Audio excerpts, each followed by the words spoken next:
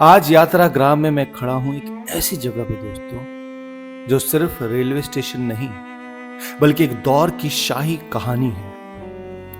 यह है रामपुर के नवाब का वो प्राइवेट रेलवे स्टेशन जो आज टूटी हुई दीवारों के बीच में खड़ा है। पर दोस्तों, आंखों के सामने 1925 का वो वक्त चल रहा है जब नवाब हमीद अली खान ने इस रेलवे स्टेशन को बनवाया था, सिर्फ अपने लिए, अपनी शान के लिए। सोचिए, मिलक से लेकर रामपुर के महल तक 40 किलोमीटर की एक प्राइवेट रेल लाइन, और उस पर चलती थी एक खास ट्रेन, सलून।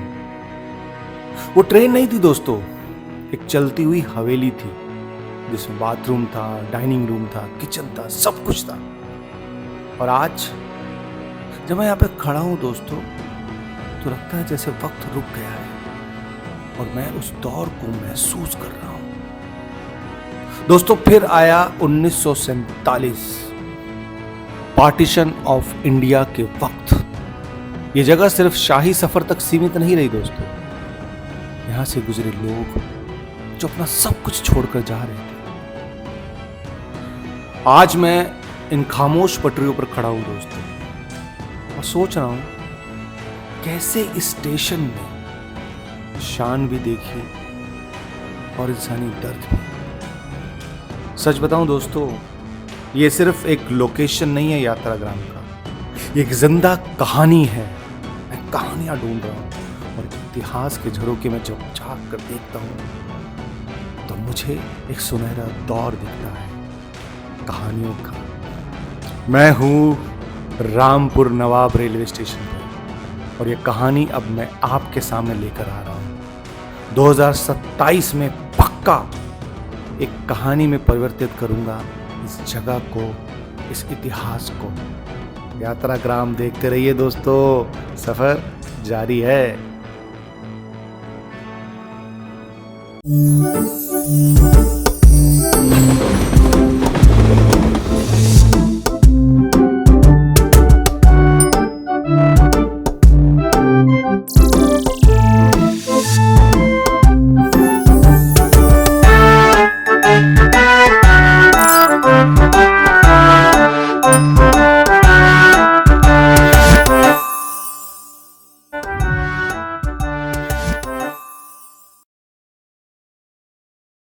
गुड मॉर्निंग दोस्तों।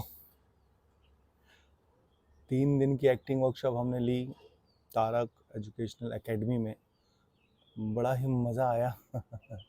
आज रामपुर को थोड़ा सा डिस्कवर करेंगे, थोड़ा सा हल्का सा रेस्ट लेंगे, एडिटिंग का थोड़ा टाइम देंगे और रामपुर की चीज़ों को जानेंगे आने वाले 2 दिन, क्योंकि वर्कशॉप अब ख़त्म हो चुकी है।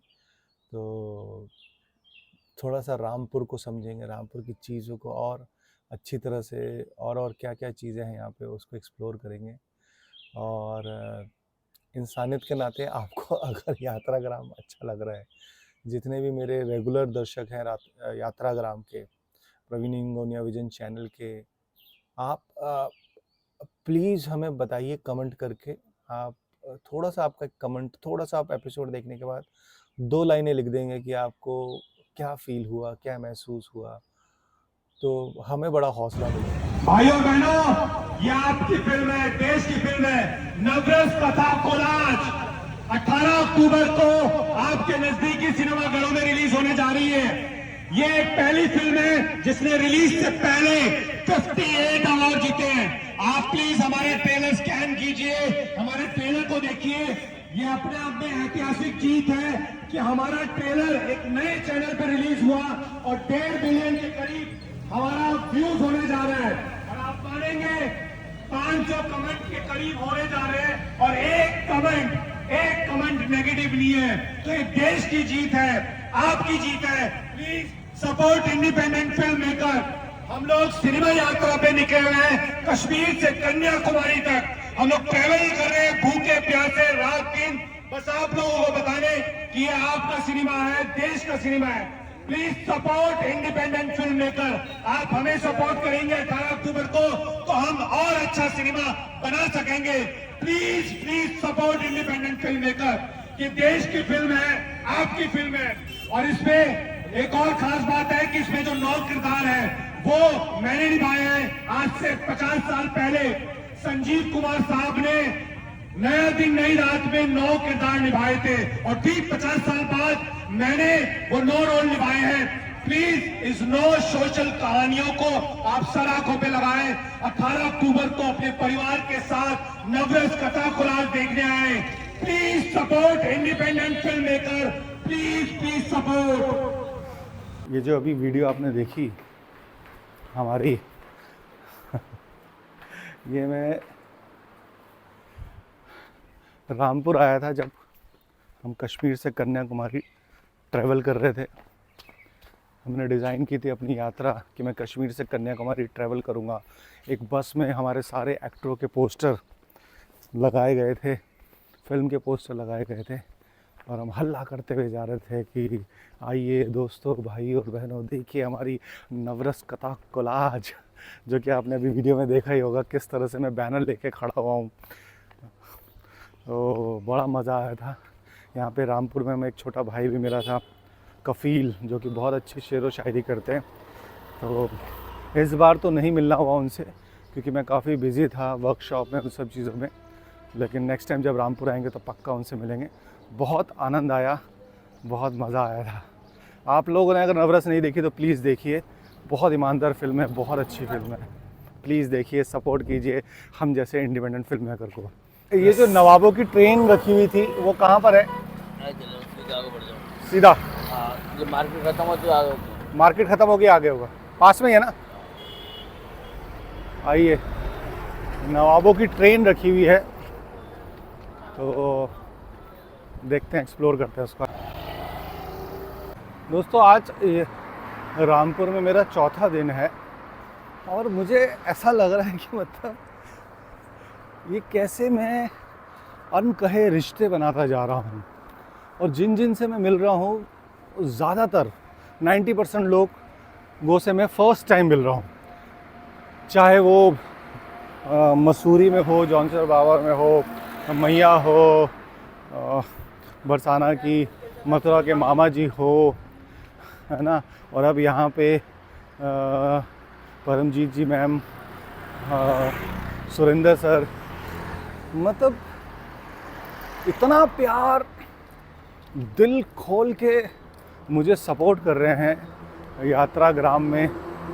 दिल खोल के मतलब मेरे सामने इतनी प्रिविलेज रख रहे हैं कि आप करिए, आपका थॉट बहुत अच्छा है, आप देश को बहुत अच्छा कुछ दे रहे हैं। तो ये जो कमाल का मैजिक हो रहा है, मैजिकल राइड जो चल रही है, ये देखिए हम आ गए हैं, ये पीछे यहाँ पे नवाब की ट्रेन थी, नवाब जी की रखी हुई थी। वो अपनी ट्रेन से ही चलते थे और जब वो अपनी ट्रेन से चलते थे तो रास्ते मतलब जो और ट्रेन आ रही होती थी उनको रोक दिया जाता था। खैर मैं बात कर रहा था कि ये कैसे अनकहे रिश्ते हैं, है ना।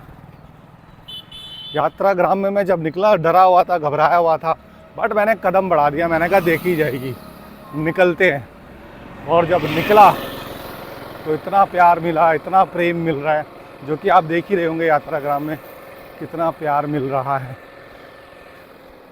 सत श्री अकाल।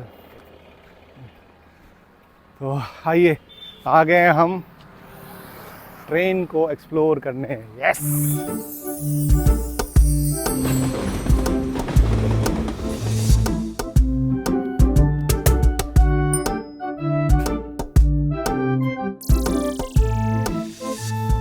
दो डिब्बे रह गए। कितने डिब्बे थे? 4 डिब्बे थे।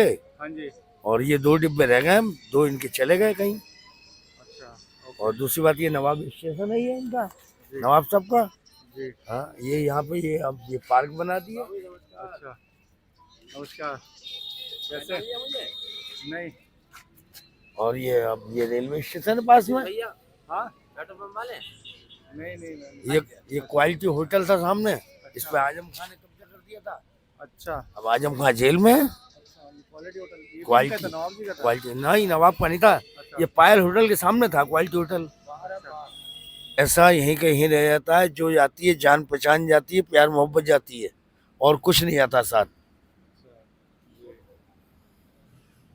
पैसा तो आदमी कितना कमा ले, कितना कुछ कर ले, लेकिन किसी के ऊपर एहसान कमाए या कोई अच्छी वार्ता किसी के साथ करे, वही है सब कुछ। जीवन तो मेन वही है। जी जी। अच्छा, मैं आपका जीवन अगर जानना चाहूँ, आपके जीवन में ऐसा कौन सा टर्निंग पॉइंट रहा होगा जिसने आपके जीवन को परिवर्तन लाया? भाई साहब, हमने तो शुरू से मेहनत करी है और मेहनत करके ही खा रहे हैं। और दूसरी बात ये कि ऐबदारीपन हमारे अंदर है नहीं। अच्छा। सुबह ही पेपर आता है, पढ़ते हैं, आराम से जान के दिन भर काम करते हैं। अच्छा। खेतों की देखभाली करते हैं, खेतों में निकल जाते हैं। हमारी जमीन भैया नगले में है। अच्छा। और हमारी जमीन मतवाली में है, अच्छा। किरमची में है, धमोरे में है, ओके। मगर मऊ में है। बस यही हमारा काम है, सुबह उठना, अपना काम पे ध्यान देना। आपका फेस बहुत इंटरेस्टिंग है, मैं आपको निभाऊंगा 2027 में। चलिए आप देखेंगे अपने आप को? चलिए। भैया, नवाब साहब का जो रेलवे स्टेशन नवाब साहब के टाइम में चलता था, उनकी एक अलग ट्रेन होती थी। अलग ट्रेन में वो लोग सवारी करते थे। अब ये ट्रेन के डिब्बे सब पुराने हो गए थे। रेलवे स्टेशन जो उनका पुराना था वो भी बेकार हो गया, खंजर हो गया। सरकार ने भी ध्यान नहीं दिया, उन्होंने अपने अपने एक एक दो डिब्बे करके भेज दिए। इस समय मेरा ख्याल से कोई डिब्बा अब है नहीं, इसलिए कोई ध्यान भी नहीं दे रहा है। न सरकार ध्यान दे रही है, न पब्लिक ध्यान दे रही है, सब खंडर ही पड़ा हुआ है। भाई हम तो गरीब आदमी है भाई, ना तो हमें मान लो कॉलोनी मिल रही है ना कुछ मिल जाए। मैं हरदासपुर गांव लगता है मेरा। हाँ जी, प्रतापपुर हरदासपुर लगता है मेरा गांव। मैं साहब मैं जी मान लो का मजदूरी करता हूँ। जी जी। आपको बोलने का स्टाइल बहुत अच्छा है, अच्छा हाँ। है। और कोई बात नहीं, मैं काम मान लो मजदूरी करता हूँ। मजदूरी करके जो है बच्चों को पेट पाल ले, 4-5 बच्चे हैं मेरे पास। यहाँ पर आकर मतलब मैं इतिहास के झरोखे में चला जाता हूँ। और ऐसी ये जो हिस्टोरिकल प्लेस है, सबसे पहले तो मुझे ऐसा लगा कि यहाँ की गवर्नमेंट को कुछ काम करना चाहिए। ये हमारी हिस्ट्री है, हिस्टोरिकल प्लेस है, हिस्टोरिकल मॉन्यूमेंट है, इसकी देख रेख करनी चाहिए। तो खुले में पड़ी हुई है train. I don't know why, मतलब गवर्नमेंट इस पर काम नहीं करती। इसको पूरा म्यूज़ियम बनाया जा सकता है। ये ट्रेन के जो डब्बे हैं, कई ट्रेन के डब्बे तो भाजी राष्ट्रपति के वहाँ ले गए ना, कई ट्रेन के डब्बे यहाँ के।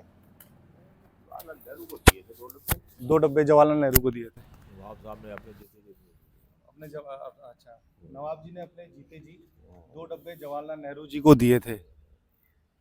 उसके इंजन जो है गवर्नमेंट किसी को देती नहीं है। अच्छा, इंजन गवर्नमेंट के पास है? इंजन गवर्नमेंट का ही होता है, गवर्नमेंट इंजन देती नहीं किसी को ना। पूरी ट्रेन खरीदो और इंजन नहीं देगी government. Ji ji ji. But आपको नहीं लगता पाजी, मतलब ये इतनी अच्छी जगह है, इसको म्यूजियम में कन्वर्ट किया जा सकता है? इंजन को लाकर, वो जो 2 डब्बे को वापस लाकर, एक हमारे जो जनरेशन है उनको पता चले कि हमारे यहाँ पे।